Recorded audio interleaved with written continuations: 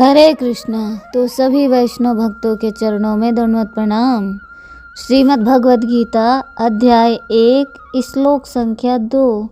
तो अभी तक हमने अध्याय 2 गीता सार का प्रथम श्लोक श्रवण किया है। अब हम चलते हैं दूसरे श्लोका की ओर, जिसमें भगवान अर्जुन को क्या समझा रहे हैं, क्या शिक्षा दे रहे हैं। तो इन्हीं सब जानकारी को लेने के लिए हम चलते हैं अपने श्लोक की ओर, क्योंकि अध्याय 2 बहुत ही महत्वपूर्ण है। इसमें अर्जुन का संशय दूर होगा, तो इसलिए हमें बहुत गंभीरता पूर्वक श्रवण करना है, क्योंकि श्रवण क्रिया ही हमें ज्ञान देगी और श्रवण क्रिया से ही भगवान हमारे हृदय में प्रविष्ट होंगे। तो चलते हैं। श्री भगवान वाच कुतस्त्वातु कस्मलम इदं विस्मे समः उपस्थितम आनार्य आस्वर्गम्य आकीर्ति करम अर्जुनः। श्री भगवान वाच कुतः त्वा कलस्मम् इदं विस्मे समस्पतितम् आनार्यं जुष्टम् आस्वर्ग्यम् अकीर्तिकरम् अर्जुन। श्री भगवान उवाच कुतः त्वं कस्मलम् इदं विस्मे समुपस्थितम् आनार्य जुष्टम् आस्वर्ग्यम् अकीर्तिकरम अर्जुन। श्री भगवान ने कहा, हे अर्जुन, तुम्हारे मन में यह कलमश आया कैसे? यह उस मनुष्य के लिए तनिक भी अनुकूल नहीं है जो जीवन के मूल्य को जानता हो। इससे उच्च लोक नहीं अपितु अपयश की प्राप्ति होती है। श्री कृष्ण तथा अर्जुन अभिन्न हैं, इसीलिए श्री कृष्ण को संपूर्ण गीता में भगवान ही कहा गया है। परम सत्य की पराकाष्ठा है। परम सत्य का बोध ज्ञान 3 अवस्थाओं में होता है। ब्रह्म या निर्विशेष सर्वव्यापी चेतना, परमात्मा या भगवान का अंतर्यामी रूप जो समस्त जीवों के हृदय में है, तथा भगवान या श्री भगवान कृष्ण श्रीमद् भागवत के प्रथम स्कंद के दूसरे अध्याय के 11वें श्लोक में परम सत्य की यह धारणा इस प्रकार बताई गई है। वदन्ति तत्त्वविदस्तत्त्वं यज्जानामद्वयं ब्रह्मेति परमात्मेति भगवतानि शब्दते। परम सत्य का ज्ञाता, परम सत्य का अनुभव ज्ञान की 3 अवस्थाओं में करता है, और ये अवस्थाएं एक रूप हैं। ये परब्रह्म परमात्मा तथा भगवान के रूप में व्यक्त की जाती हैं। इन 3 दिव्य पक्षों को सूर्य के दृष्टांत समझाया जा सकता है, क्योंकि उसके भी 3 भिन्न पक्ष होते हैं। यथा धूप प्रकाश सूर्य की सतह तथा सूर्यलोक स्वयं जो प्रकाश सूर्य के प्रकाश का अध्ययन करता है वह नौसखिया है।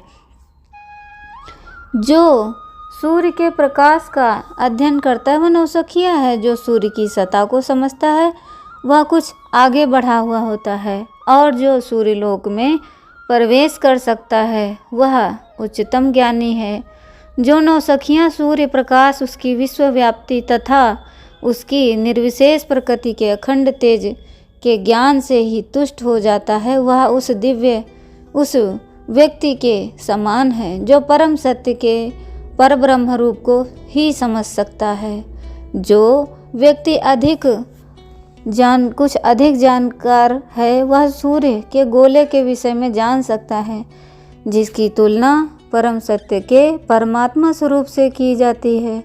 जो व्यक्ति सूर्यलोक के अंतर में प्रवेश कर सकता है, उसकी तुलना उससे की जाती है जो परम सत्य के साक्षात रूप की अनुभूति प्राप्त करता है। अतः जिन भक्तों ने परम सत्य के भगवान स्वरूप का साक्षात्कार किया है, वे सर्वोच्च आध्यात्मवादी हैं। यद्यपि परम सत्य के अध्ययन में रत सारे विद्यार्थी एक ही विषय के अध्ययन में लगे हुए हैं, सूर्य का प्रकाश, सूर्य का गोला तथा सूर्यलोक की भीतरी बातें, इन तीनों को एक दूसरे से विलग नहीं किया जा सकता। फिर भी तीनों अवस्थाओं के अध्येता एक ही श्रेणी के नहीं होते। संस्कृत शब्द भगवान की व्याख्या व्यासदेव के पिता पराशर मुनि ने की है। समस्त धन, शक्ति, यश, सौंदर्य, ज्ञान तथा त्याग से युक्त परम पुरुष भगवान कहलाता है। ऐसे अनेक व्यक्ति हैं जो अत्यंत धनी, अत्यंत शक्तिमान हैं, अत्यंत सुंदर हैं और अत्यंत विख्यात विद्वान तथा विरक्त भी हैं, किंतु कोई भी साधिकार यह नहीं कह सकता कि उसके पास सारा धन, शक्ति आदि हैं। एकमात्र कृष्ण ही ऐसा दावा कर सकते हैं क्योंकि वे भगवान हैं। ब्रह्मा, शिव या नारायण सहित कोई भी जीव कृष्ण के समान पूर्ण ऐश्वर्यवान नहीं है। अतः ब्रह्म संहिता में स्वयं ब्रह्मा जी का निर्णय है कि श्री भगवान स्वयं भगवान है, ना तो कोई उनके तुल्य है, ना उनसे बढ़कर है। वे आदि स्वामी या भगवान हैं, गोविंद रूप में जाने जाते हैं और समस्त कारणों के कारण हैं। ईश्वरा परमा कृष्ण सच्चिदानंद विग्रह अनादिरादि गोविंद सर्व कारण कारणम। ऐसे अनेक पुरुष हैं जो भगवान के गुणों से युक्त हैं, किंतु कृष्ण परम हैं क्योंकि वे उनसे बढ़कर कोई नहीं हैं। वे परम पुरुष हैं और उनका शरीर सच्चिदानंदमय है। वे आदि भगवान गोविंद हैं और समस्त कारणों के कारण हैं। ब्रह्म संहिता के 5वें अध्याय के 9वें श्लोक में भागवत में भी भगवान के नाना अवतारों की सूची है। कृष्ण को आदि भगवान बताया गया है, जिससे अनेक अवतार तथा ईश्वर विस्तार करते हैं। एते चांस कला पुंसा कृष्णस्तु भगवान स्वयं इंद्रियारि व्याकुलं लोकम मृडयन्ति युगे युगे। यहाँ पर वर्णित सारे अवतारों की सूचियाँ या तो भगवान की अंश कलाओं अथवा पूर्ण कलाओं की हैं, किंतु कृष्ण तो स्वयं भगवान हैं। भागवत के प्रथम स्कंद के 3 अध्याय का 28वां श्लोक। अतः कृष्ण आदि भगवान परम सत्य परमात्मा तथा निर्विशेष ब्रह्म दोनों के उद्गम हैं, अदम्य हैं। भगवान की उपस्थिति में अर्जुन द्वारा स्वजनों के लिए शोक करना सर्वथा अशोभनीय है। अतः कृष्ण ने कुतः शब्द से अपना आश्चर्य व्यक्त किया। आर्य जैसी सभ्य जाति के किसी व्यक्ति से ऐसी मलिनता की उम्मीद नहीं की जाती।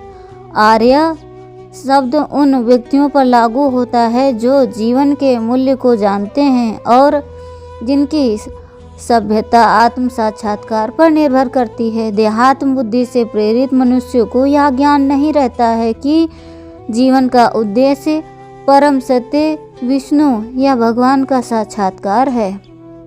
वे तो भौतिक जगत के बाह्य स्वरूप से मोहित हो जाते हैं, अतः वे यह नहीं समझ पाते कि मुक्ति क्या है। जिन पुरुषों को भौतिक बंधन से मुक्ति का कोई ज्ञान नहीं होता, अनार्य कहलाते हैं। यद्यपि अर्जुन क्षत्रिय था, किंतु युद्ध से विचलित होकर वह अपने कर्तव्य से च्युत हो रहा था। उसकी यह कायरता अनार्यों के लिए भी शोभा देने वाली हो सकती है। कर्तव्य पथ से इस प्रकार का विचलन न तो आध्यात्मिक जीवन की प्रगति करने में सहायक बनता है, ना ही इससे संसार में ख्याति प्राप्त की जा सकती है। भगवान श्री कृष्ण ने अर्जुन द्वारा अपने स्वजनों पर इस प्रकार की करुणा का अनुमोदन किया है। यह संबोधन देने का तात्पर्य है कि तुम स्वच्छ निर्मल अंतःकरण वाले हो, अतः तुम्हारे स्वभाव में कालुष्य कायरता का आना बिल्कुल विरुद्ध बात है। फिर यह तुम्हारे में कैसे आया? कुतस्त्वा कस्मलमिदं विस्मय सम उपस्थितम। भगवान आश्चर्य प्रकट करते हुए अर्जुन से कहते हैं कि ऐसे युद्ध के मौके पर तो तुम्हारे में शूरवीरता उत्साह आना चाहिए था, पर इस बेमौके पर तुम्हारे में यह कायरता कहाँ से आ गई? आश्चर्य दो तरह का होता है, अपने न जानने के कारण और दूसरे को चेताने के लिए। भगवान का यहाँ जो आश्चर्यपूर्वक बोलना है वह केवल अर्जुन को चेताने के लिए ही है, जिससे अर्जुन का ध्यान अपने कर्तव्य पर चला जाए। कुतः कहने का तात्पर्य है कि मूल में यह कायरता रूपी दोष तुम्हारे स्वयं में नहीं है, तो आगंतुक दोष हैं जो सदा रहने वाले नहीं हैं। सम उपस्थितम कहने का तात्पर्य है कि यह कायरता केवल तुम्हारे भावों में और वचनों में ही नहीं आई है, किंतु तुम्हारी क्रियाओं में भी आ गई है। यह तुम्हारे पर अच्छी तरह छा गई है, जिसके कारण तुम धनुष बाण छोड़कर रथ के मध्य भाग में बैठ गए हो। अनार्य जुष्टम, समझदार श्रेष्ठ मनुष्य में जो भाव पैदा होते हैं वे अपने कल्याण के उद्देश्य को लेकर ही होते हैं। अनार्य जुष्टम पद में जो नम्न यहाँ तो यह कहना बनता ही नहीं है, क्योंकि अनिवार्य पुरुष के द्वारा जिसका सेवन किया जाता है वह दूसरों के लिए आदर्श नहीं होते। इसलिए शोक के उत्तरार्ध में भगवान सबसे पहले उपयुक्त पद देकर कहते हैं कि तुम्हारे में जो कायरता आई है उस कायरता को श्रेष्ठ पुरुष स्वीकार नहीं करते, कारण कि तुम्हारी इस कायरता में अपने कल्याण की बात बिल्कुल नहीं है। कल्याण चाहने वाले श्रेष्ठ मनुष्य प्रवृत्ति और निवृत्ति दोनों में अपने कायरता उत्पन्न नहीं होती। परिस्थिति के अनुसार उनको जो कर्तव्य प्राप्त हो जाता है उसको वे कल्याण प्राप्ति के उद्देश्य से उत्साह और तत्परता पूर्वक सांगोपांग करते हैं। वे तुम्हारे जैसे कायर होकर युद्ध से या अन्य किसी कर्तव्य कर्म से उपरत नहीं होते। अतः युद्ध रूप से प्राप्त कर्तव्य कर्म से उपरत होना तुम्हारे लिए कल्याणकारक नहीं है। आस्वर्गम्य कल्याण की बात सामने न रखकर अगर सांसारिक दृष्टि से भी देखा जाए तो संसार में स्वर्गलोक ऊंचा है, परंतु तुम्हारी यह कायरता स्वर्ग को देने वाली भी नहीं है। अर्थात कायरता पूर्वक युद्ध से निवृत्त होने का फल स्वर्ग की प्राप्ति भी नहीं हो सकता। अकीर्ति कर्म अगर स्वर्ग प्राप्ति का भी लक्ष्य ना हो तो अच्छा माना जाने वाला पुरुष वही काम करता है जिसे संसार में कीर्ति हो, परंतु तुम्हारी यह तो कायरता है। यह इस लोक में भी कीर्ति यश देने वाली नहीं है, प्रत्युत अपकीर्ति अपयश देने वाली है। अतः तुम्हारे में कायरता का आना सर्वथा ही अनुचित है।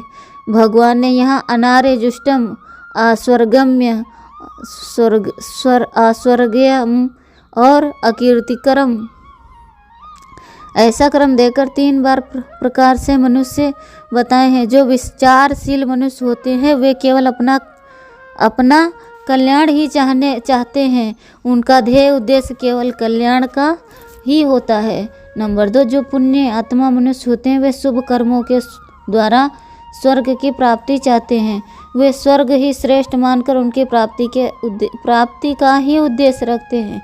नंबर 3, जो साधारण मनुष्य होते हैं वे संसार को ही आदर देते हैं, इसीलिए वे संसार में अपनी कीर्ति चाहते हैं और उस कीर्ति को अपना ध्येय मानते हैं। उपयुक्त 3 पद देकर भगवान अर्जुन को सावधान करते हैं कि तुम्हारा जो यह युद्ध न करने का निश्चय है यह विचारशील और पुण्यात्मा मनुष्यों के ध्येय कल्याण और स्वर्ग को प्राप्त कराने वाला भी नहीं है तथा साधारण मनुष्यों के ध्येय कीर्ति को प्राप्त कराने वाला भी नहीं है। अतः मोह के कारण तुम्हारा युद्ध न करने का निश्चय बहुत ही तुच्छ है, जो कि तुम्हारा पतन करने वाला, तुम्हें नरकों में ले जाने वाला और तुम्हारी अपकीर्ति करने वाला होगा। कायरता आने के बाद अब क्या करें, इस जिज्ञासा को दूर करने के लिए भगवान फिर से कहते हैं। तो भगवान क्या कहते हैं, इसके लिए हमें प्रतीक्षा करनी पड़ेगी अगले श्लोक की। तो आज की हमारी श्लोक यहीं तक था। हरे कृष्णा।